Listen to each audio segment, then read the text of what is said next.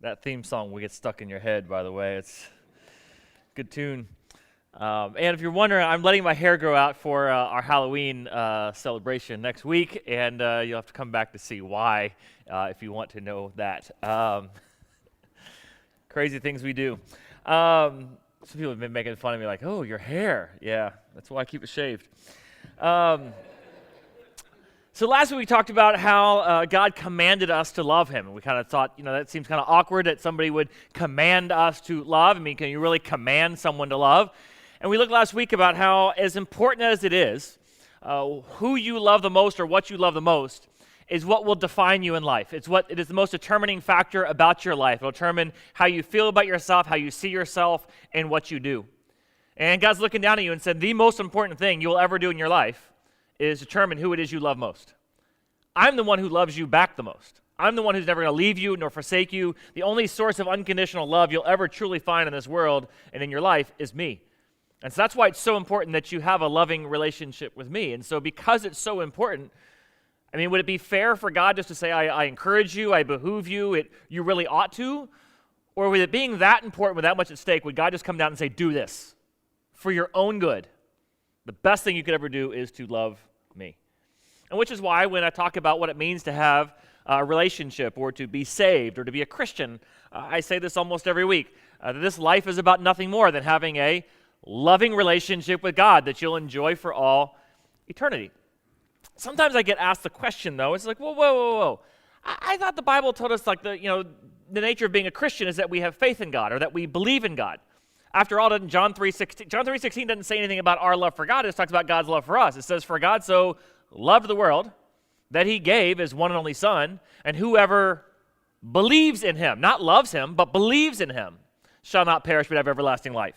And then it goes on, it says, whoever believes in him is not condemned, but whoever does not believe stands condemned already, because they've not believed in the name of God, the one and only Son. Now, I thought it's a belief. So is it love or is it belief? You can continue on this. How about Ephesians 2:8? It says, therefore, it is by grace that you've been saved. Grace is God's love for you, his unmerited favor, his grace. That's what we sing about, amazing grace. It is by grace we've been saved through faith, not love. We've been saved by God's grace through faith. It doesn't say by love. And this is not of yourself, it's a gift of God. It's not by works so that no one can boast. So which is it? Is it about loving God? Shouldn't we rework that statement to say this life's about nothing more than having faith in God that you'll enjoy for all eternity? That didn't really you have to kind of rework the whole sentence. So are you just making this whole thing up? Where is this connection between love and faith? And which is more important? Is it about loving God or is it about having faith in God? One of the things that gets frustrating as a pastor is it seems like as if we often check our minds at the door when we come into church. Maybe it's because there's so much at stake.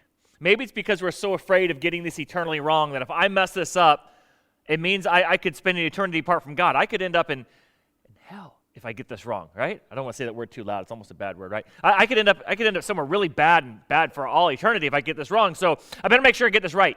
And so it's like as if we check our brains at the door and everything else we know and understand everywhere else, we can't seem to apply here. Let me remind you, everything that God has created in this world is all to point you and move you towards a loving relationship with him that you'll enjoy for all eternity. Every institution, every kind of relationship, it is all geared and centered around moving you to a loving relationship with him. Just keep that in mind. Which is why you don't learn things in the world and then check your brain at the door and try to figure something else when you come into church. Which is what brings me to Ace and Ginger. I know, an odd illustration to begin off a sermon. Casino, it's hard to find a clip in that movie that long without cuss words in it. It's about a guy, Abe Rothstein, who works for the mafia, builds a casino out in the desert of Las Vegas, and he really loves this girl, Ginger. The question in the movie, though, is always, does Ginger love him? And it's centered around this issue of trust. And he looks at this, he says, in my line of work, I've got to have somebody in my life that I can trust completely. Because at some point, I know everybody else in this world is going to betray me, and I got to have somebody that I can give literally the keys of my life to. That's what he did there in L.A. He gave him basically, it's his bailout money. It's his run, flee money. If he needs to run from the mafia, run from the cops, whoever he's got to run from, he's got to have something that can bail him out. And if it's in his name, somebody can take it. So he's got to find somebody in this world he can trust completely. And he chooses to trust Ginger. And the question of the movie is always, is she really worthy of that trust? Now, unfortunately, she's not. Spoiler alert. If you didn't see that one coming.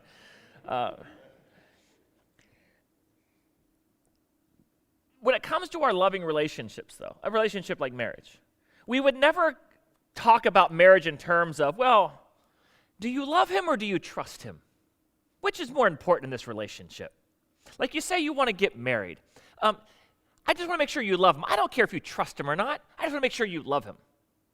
Would you ever say that? Or would you say, it's really important that your relationship is built on trust. It doesn't matter whether or not you love each other. You just need to trust each other. That's what marriage is all about. Could you really separate the two? You can't. And when you talk about somebody that you have a loving relationship with, sort of inherent with that is trust. And oftentimes it's really funny about trust. Very rarely in marriage discussions do we talk about trust. Rarely do you look deep into someone's eyes on a romantic night before a sunset and say, I trust you. Right? It doesn't happen. However, those same two people will come into my office after there's been a relational trust broken and say, I just don't know if we can continue in marriage where there is no trust. Right? I mean, after all, without trust, do we even have a relationship? Isn't a relationship built on trust? No, I thought it was all about love. I thought it was all about the sunset and the romance and the love. If I, as a counselor, came in and said, no, you don't need to worry about the trust. It's all about the love. Just love them. That's okay. Love conquers everything, right? Doesn't love cover everything? You don't need trust. Just have love. They would go look for a different counselor, right? Because within our minds, in that moment, we know you cannot separate out love and trust. To love is to trust. And to trust is to love. And you don't have a relationship where there's no trust, but you also don't have a relationship where there's no love. And you can't really sort these things out and say, well, which is more important? Which one, is of greater value? To some point, you'd say it's kind of the same thing. I mean, after all, is there anything more that makes you more vulnerable than to love? Isn't that inherent to the nature of love? When you love somebody, are you not making yourself vulnerable to them? That's why whenever two people want to get married and I do the pre-marriage counseling, I have them look at each other and say, listen, I love you very much. Repeat after me. I love you very much. These are going to be your honest marriage vows. Some of y'all know what's coming. I love you very much, but what you have to know before we go any further is I'm a sinner. And because I'm a sinner, I will make you more miserable than anybody else in this world ever will. That's what your marriage vows are. After all, you are saying, I'm committed to you for better or for worse, for richer or for poorer, in sickness and in health. I'm not going to take care of my body, so I'm going to get sick, and I'm going to make you have to take care of me. I'm not going to take care of our finances as well, so we're going to be a lot broker than you think we are, and I'm going to do a lot of really bad things, which is why it's going to get a lot worse. That's what you're really saying, isn't it? And when you're getting into that kind of a relationship, is there any relationship you'll ever get into that's making you more vulnerable than that? Are you not truly trusting somebody with your life when you get married to them in that sense? Yeah, you are. So you can't separate out this idea of love and trust. You can't separate out the idea between faith in God and love in God. They're one and the same, and you're going to see how closely these two things are intertwined. So much so that I started off on a path to talk about the whole way I kind of planned out this series. We talk about these series long before, and sometimes you plan them out before you theologically know what you're talking about. But what's really good is if you're on the right path, eventually you'll end up in the right place. And originally the message path was going to be, last week we talked about loving God, how important that is. And this week we're going to talk about how loving others is how we show our love to God. Makes sense, right? After all, Jesus says, what's the most important thing? He says, love God. Second commandment's just like it, or it flows out of that, or is right there with it. You can't almost separate these two. It's to love one another as you love yourself. That's kind of where I started. So I started down that path, and I ended up over on this place, faith. How do you get there? Well, that's where you go over to the book of James, because James talks about this faith. And when you want to really understand what this faith is in God, James tries to explain it. Now, James purposely is sort of poking at their knowledge and understanding of what Paul has written.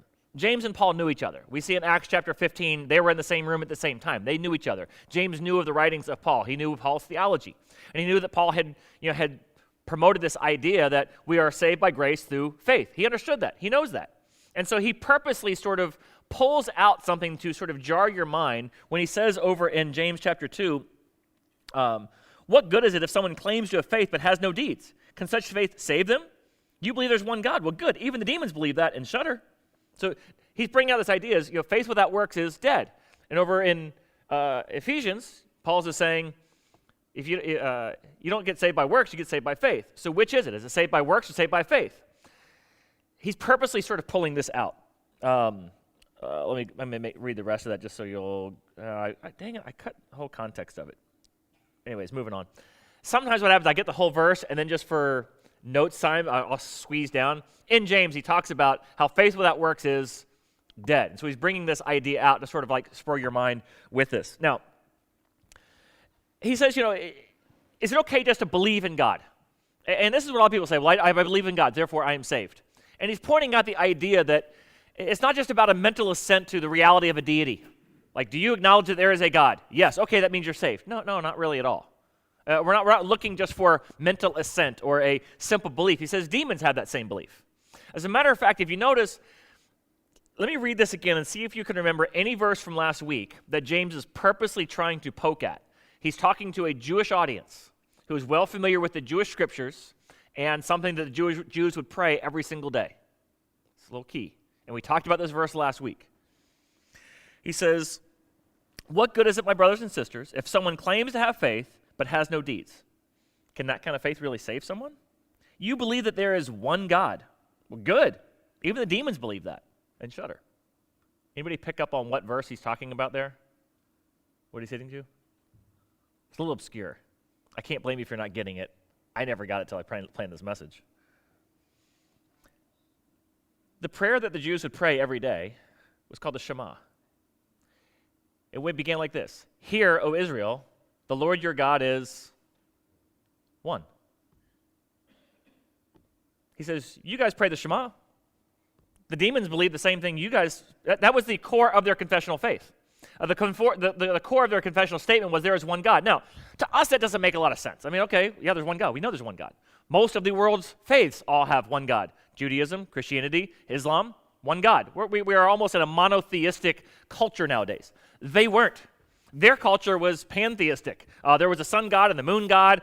There was the God that gave us rain. There was the God who provided for our crops.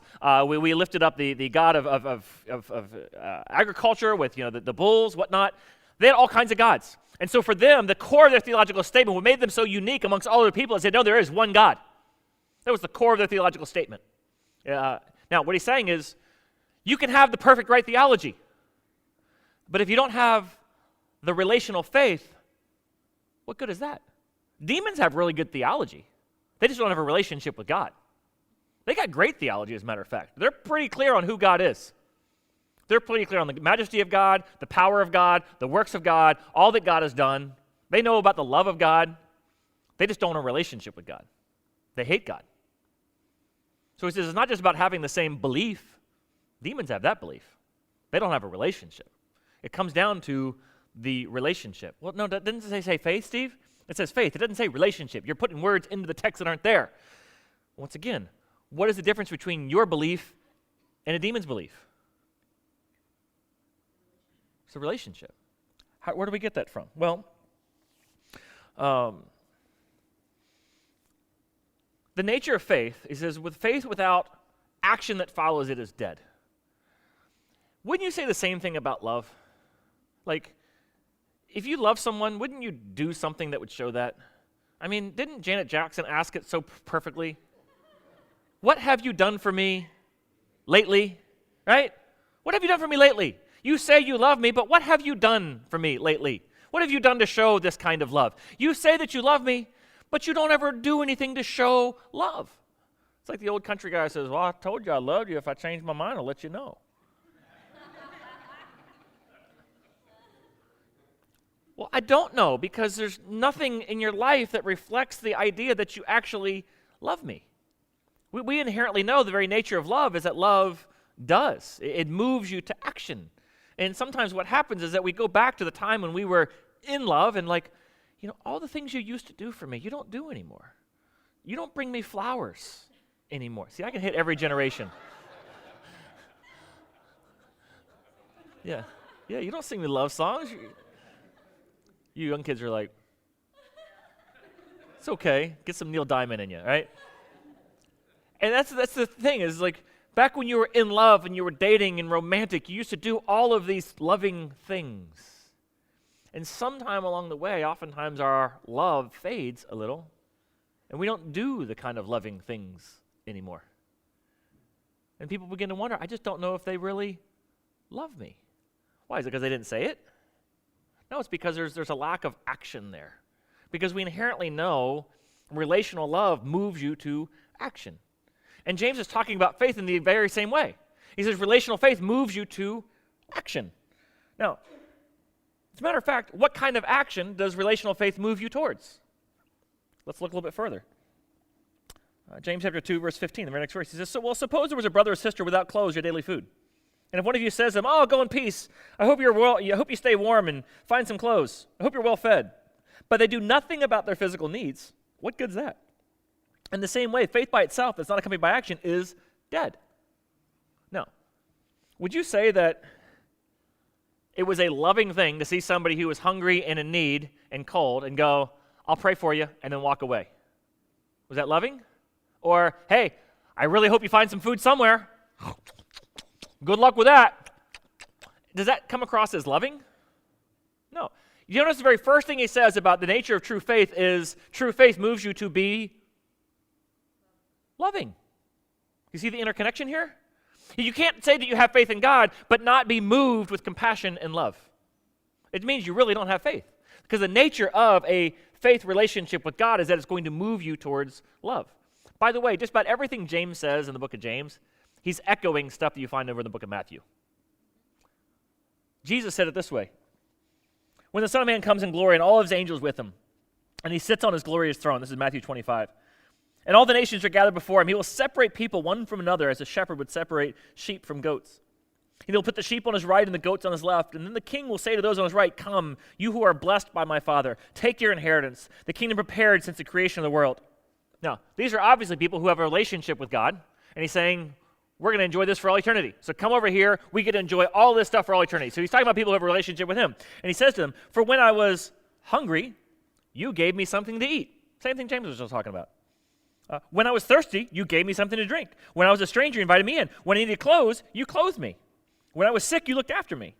When I was in prison, you came to visit me. Do you think maybe James is pulling on this story? What was his illustration? Suppose you were to find somebody who was hungry and needed clothes, but you did nothing for him. Is that really true faith? No, it's not. I think he's pulling up this story. I could be wrong. I really think he is. He says the righteous look back at him and say, when did we see you hungry, Jesus? When did we feed you? When did we see you thirsty and give you something to drink? When did we see you as a stranger invite you in or needing clothes and clothe you? We never saw you sick in prison and go visit you. And the king will reply, whatever you did for the least of these brothers and sisters of mine, you did for me. And then I'll say to those on the left, depart from me, you are cursed, into the eternal fire prepared for the devil and his angels. For I was hungry. Wait, prepared for who? The devil and his demons? I mean, these demons who have a faith in God but don't actually do anything about it? Huh, interesting. He says, you go over with them. And they say, well, why? He says, for when I was hungry, you gave me nothing to eat. I was thirsty, you gave me nothing to drink. I was a stranger, you didn't invite me in. I needed clothes, you did not clothe me. I was sick and in prison, you did not look after me. And they'll also answer, when did we see you hungry, thirsty, a stranger, needing clothes, or sick and in prison, didn't help you? He says, truly, truly, whenever you did not do it for the least of these, you didn't do it for me. Then they will go away to eternal punishment, but the righteous to eternal life. Do you think James is bringing up this very same story? Jesus is saying, listen, when you do things for the least of these, you're doing it for me. Now, let's go back to what Jesus said. What's the most important commandment, Jesus? Love God with all your heart, soul, and mind. Did the guy say what's the top two commandments? No, he says, what's the most important commandment? What is the one most important commandment? And Jesus can't help but give two answers, right? Love God and love others. What he's saying is, you can't separate these two. You can't separate out these two and say, I love God, but I don't love others. John would say it this way in 1 John chapter 2.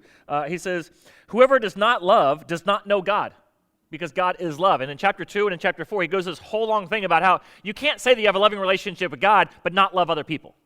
It means you really don't have a loving relationship with God, which is why Jesus, when he says, what's the most important thing? Love God. But let me let you know the thing. The way you show love God is by loving others, because you really don't love God unless you love others. What's the nature of saving faith, James? Well, the nature of saving faith is that you not just believe that there's a God, not that you just recite the Shema, here is the Lord our God is one, but that you actually go on to the next part, which is Lord your God is one, and love the Lord your God with all your heart, soul, and mind. And what does it mean to love the Lord your God with all your heart, soul, and mind? Love others. Did I talk too fast there? Let me slow it down. Sometimes I get too fast, I get too excited. Jesus, what's the most important commandment? Love God. Wait. You can't separate that from also loving others. Hey, James, what's the nature of true faith? Well, it's not just about believing the first part of the Shema, Hear, O Israel, the Lord God is one. You got to go on to the second part of loving others, because loving God is loving others. See how these things are all interconnected? You can't separate out and say, well, is it about having faith in God or is it about loving God? No, it's one and the same thing. So when I talk about, when I was first trying to come up with a short doctrinal statement of what it means to be a Christian, I debated long and hard. I went through a lot of, trying to figure out, should we use the word love there or faith there? And I went with the word love. In part for a couple things. After all, Paul talks about how these are intertwined, and now these three remain. When you boil everything down, you have three things left: faith, hope, and love. But the greatest of these is love. And love seems to sort of incorporate within it the context of a relationship where there's hope and trust, where you hope even when there is no reason to hope, where you have faith because of the nature of your relationship with this person, and it's all summarized up with what is love. And if I were just to say that this life is about nothing more than having faith in God, that may be a little misleading, because we don't understand faith. We don't understand faith or love. Is it any wonder that devils corrupted all these things in our minds? It makes sense, wouldn't it?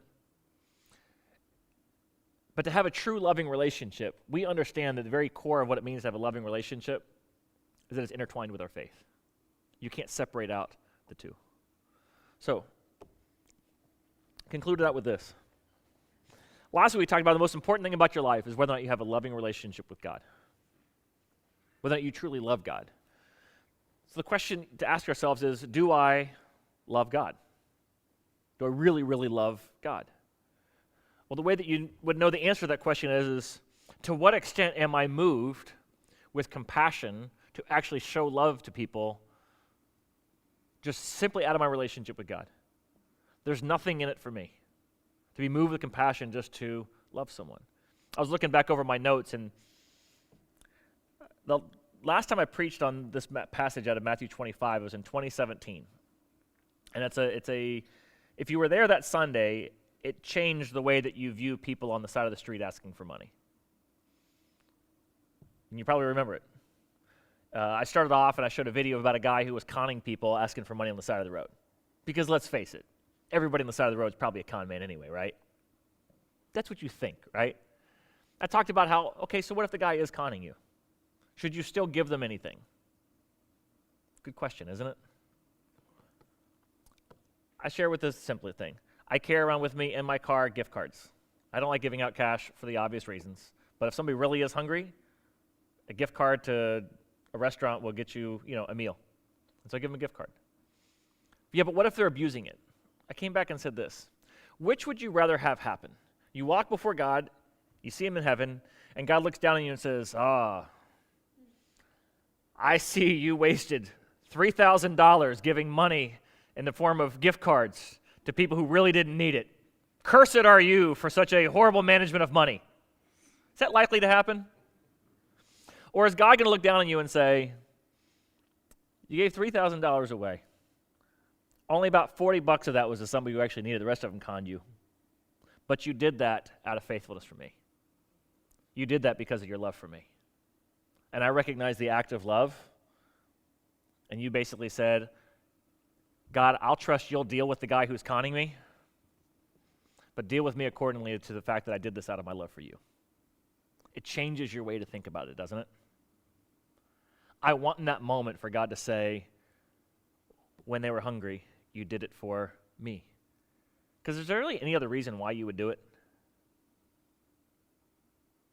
No. And why is the least of these such an important ministry? Because these are the people who do nothing for you. You can get nothing in return. I can do a lot of loving things. I went over and helped out Mike Harvey at his house. Yes, I'm bragging about it, so I lose my heavenly reward. That's exactly why I'm sharing it. I did it out of love for Mike, and I did it out of my love for God. But there is something in it for me too, if you really boil things down. I could be doing it for a selfish reason. Because the sooner Mike Harvey is back to full status, the better we all are, right? Our overall ministry here at the church relies heavily on a guy who is so sold out and so on fire for God, who motivates and moves people to make the changes they need to make in their life to get right with God through Celebrate Recovery. I vitally need him as a part of overall ministry. And although in my heart of hearts, I don't believe I went over there for a selfish reason at all, I could have. Some of you could say, well, you never came over and helped me redo my bathroom. You're right, because I don't have as much vested interest in it, maybe. I don't know. You see, even the good things we do that we think we're doing out of sheer love, there often can be a selfish motive to it somewhere deep inside that's hidden. That's my point. When you do something for someone who is truly the least of these, God looks down and says, I know the only reason why you did that was because of your relationship with me. That's gold. That's gold. That's the sure sign and evidence of a loving relationship with Jesus Christ that you'll enjoy for all eternity.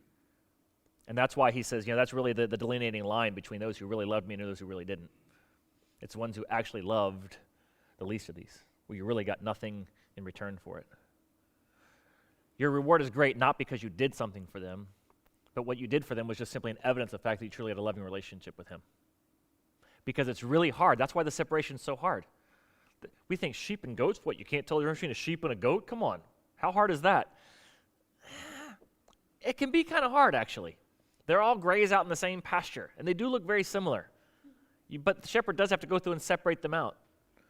In the same way, there's a lot of people who are in church who have the right theology, say the right things, they have an intellectual belief in God, they say they love God, but I think it's the same way they love pizza. But there's no real relationship there between them and God. And the evidence is in how they live their life and what they actually do. And the truest evidence of that is what you do for the least of these. So do you love God, or you just say you love God? And in what ways has your love for God moved you with compassion towards those you otherwise would have no compassion for? Let's close in prayer. Father, I thank you for your grace, that even when we fall short in such a crucial thing as loving you, you don't give up on us, you don't move on from us. You just continually to beg us and call us and move us and inspire us with your love for us. After all, Lord, this is how we know what love is, by the way that you loved us. For there was nothing in it for you when you died for us on the cross. It was purely a sacrificial act for us. Help us understand, Lord, each and every one of us are truly the least of these spiritually when we come before you. There's nothing about us that is worthy or worth you dying for us, but you did it anyway. And may our love, Father, move us to compassion, to love in that same way. In Jesus' name we pray. Amen.